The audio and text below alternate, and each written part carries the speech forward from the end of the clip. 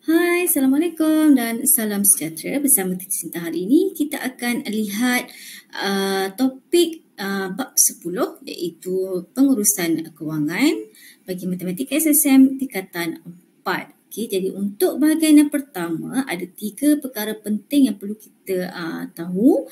Yang mana untuk bahagian pertama ni kita lebih kepada teori Jadi apa segi penjelasan maksud, apa langkah-langkah yang terlibat dan seterusnya.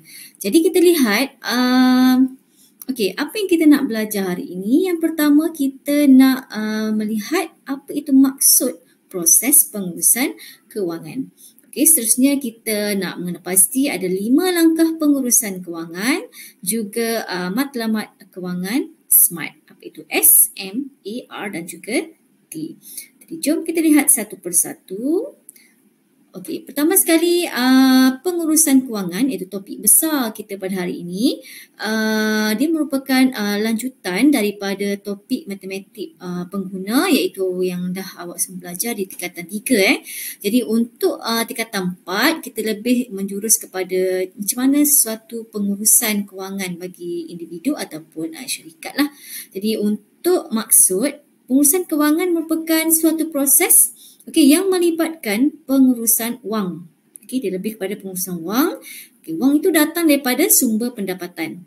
Terhadap simpanan, perbelanjaan, perlindungan dan juga pelaburan. Ibaratnya macam mana kita nak menguruskan wang daripada sumber pendapatan kita tu untuk kita agih-agihkan dia dalam kepada bahagian simpanan, bahagian perbelanjaan, perlindungan dan juga pelaburan. Jom kita lihat pula 5 langkah bagi pengurusan kewangan. So ini adalah satu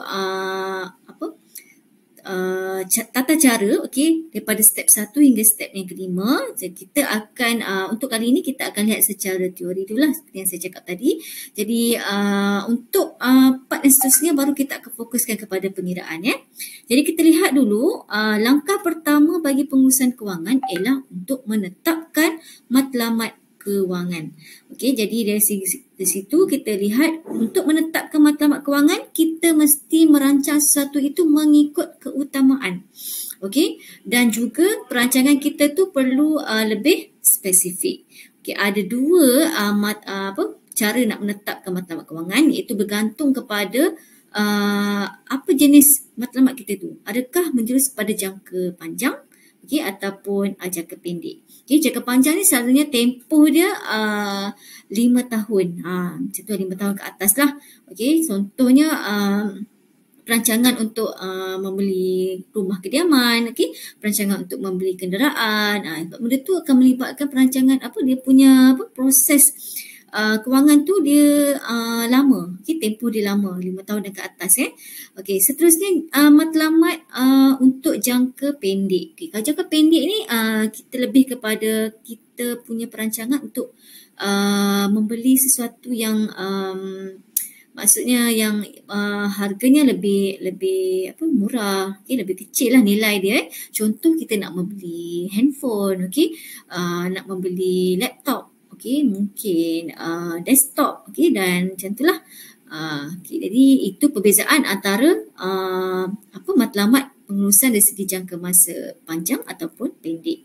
Dan kita juga perlu menetapkan sama ada apa yang kita nak rancang tu adakah itu satu keperluan ataupun kehendak. Seperti yang kita tahu, keperluan tu perlu diberi keutamaan lah, yang mana melibatkan rumah kediaman, dari segi pekerjaan makan dan minum, dan juga pakaian, kan. Itu kita tengoklah, ada yang kita kategorikan sebagai keperluan, dan bila satu keperluan tu dipenuhi, kalau kita nak lagi, itu dipanggil sebagai satu kehendak.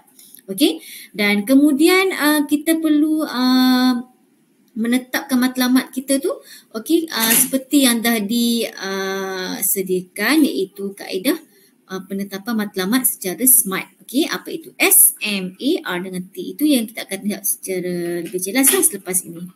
Kemudian langkah kedua, selepas kita dah menetapkan matlamat, kita perlu menilai pula kedudukan kewangan kita macam mana. Kita tak boleh main ambil je kan. Kita tak boleh main, okey nak belilah rumah hari ni nak beli rumah. Esok nak beli kereta. Tak boleh macam tu. Okey, kita perlu menilai kedudukan kewangan kita, iaitu dari segi kedudukan aset kita, apa itu kita punya yang kita adalah, okey, aset kita, dan juga liability. Okay, liability ni ni yang bahaya. Liability ni dari segi perbelanjaan kita lah. Yang mana liability ni boleh jadi apa? Perbelanjaan yang macam tadi lah, mengikut kehendak ataupun keperluan. Jadi aset tu pendapatan kita, manakala liability adalah perbelanjaan kita. Jadi kedua-dua aset dan liability ni seeloknya seimbang dan ke atas lah. Tak boleh liability melebihi daripada aset. Kalau tidak, ia akan efek kepada aliran tunai. So itu akan kita tengok step yang ketiga.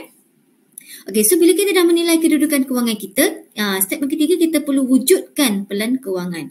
Okey, nak wujudkan pelan kewangan ni kita perlu buat satu aliran tunai. Okey, aliran tunai, okey, hasil dia nanti kita akan lihat sama ada aliran tunai kita positif, iaitu adakah pendapatan kita melebihi perbelanjaan, ataupun aliran tunai kita negatif, yang mana perbelanjaan yang lebih daripada pendapatan. Okey. Jadi untuk aliran tunai, untuk wujudkan pelan kewangan, okey, dalam aliran tunai kita perlu senaraikan pendapatan kita, okey, dan juga perbelanjaan. Okey, pendapatan terdiri pada dua pula. Okey, pendapatan aktif, iaitu pendapatan yang memang setiap bulan dia akan ada. Contoh gaji kita lah kan.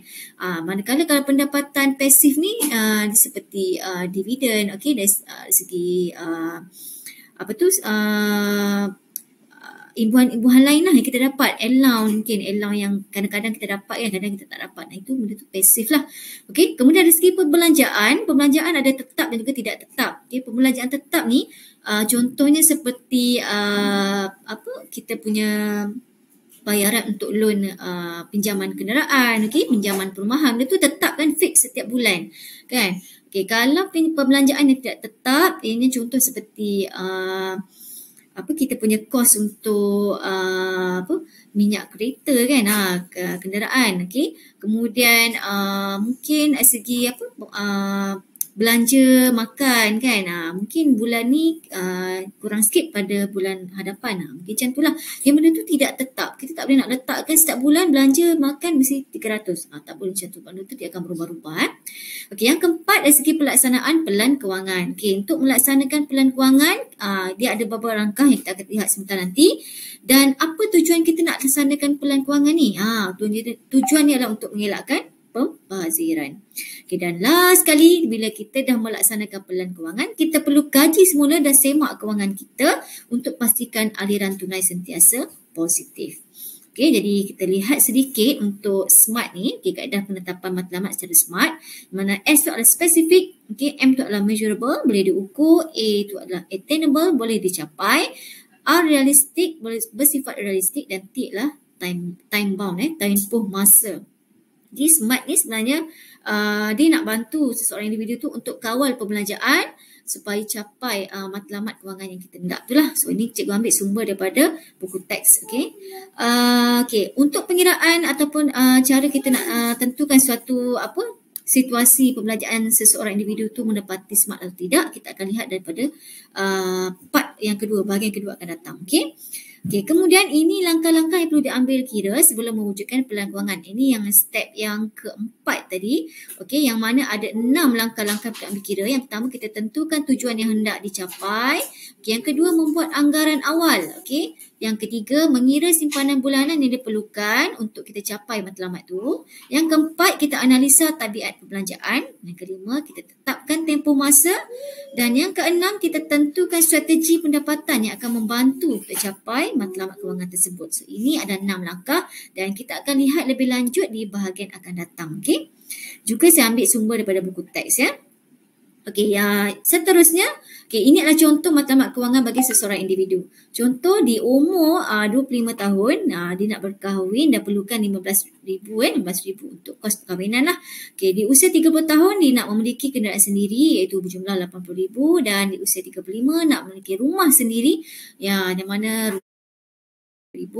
Okay, di umur 55 dia nak melancong, tu perlukan belanjaan RM50,000, dan di umur 60 tahun itu dah persara, dia sasarkan di umur persaraan tu dia dah dapat 1 juta.